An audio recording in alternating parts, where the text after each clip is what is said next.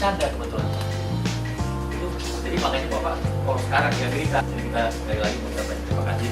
Focus Group Discussion atau FGD yang diselenggarakan oleh Badan Narkotika Nasional dengan tema Permufakatan Jahat dalam Pemberantasan Jaringan Narkotika dan Tindak Pidana Pencucian Uang dihadiri oleh Kejaksaan Agung, PPATK, kelompok ahli BNN, dan pakar hukum tindak pidana narkoba dan pencucian uang di Gedung Dewan Pers, Jakarta Pusat.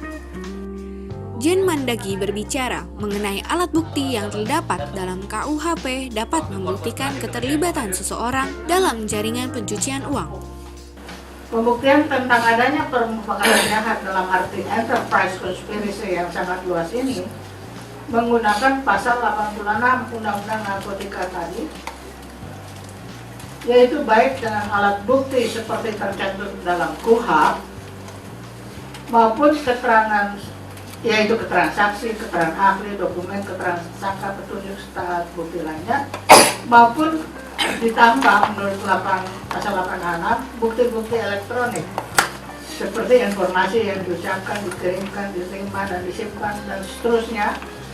Bukti-bukti elektronik yang sangat luas dirumuskan dalam pasal 86 itu dapat digunakan untuk membuktikan keterlibatan seseorang dalam enterprise conspiracy internasional. Yanti Ganarsi, sebagai pakar hukum bidang tindak pidana pencucian uang, mengatakan bahwa seluruh harta kekayaan yang merupakan hasil tindak pidana narkotika dan tindak pidana pencucian uang dirampas untuk negara sesuai dengan amanat Undang-Undang Nomor 35 Tahun 2009 tentang narkotika Pasal 101 Ayat 3.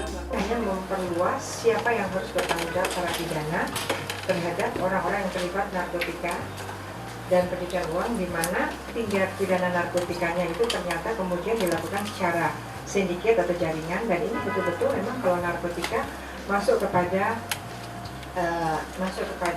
transnational organized crime atau national organized crime yang sangat sempurna. Memang pada awalnya pemikiran mafia atau sindiket itu sangat kental lahirnya untuk kejahatan narkotika, kejahatan obat miras, kemudian prostitusi, itu mereka di sana awalnya. Sehingga memang itu Kesimpulan dari diskusi ini bahwa tindak pidana pencucian uang sebagian besar berasal dari peredaran gelap narkoba yang dilakukan oleh jaringan sindikat narkoba. Semoga hasil diskusi ini dapat terimplementasikan dengan baik.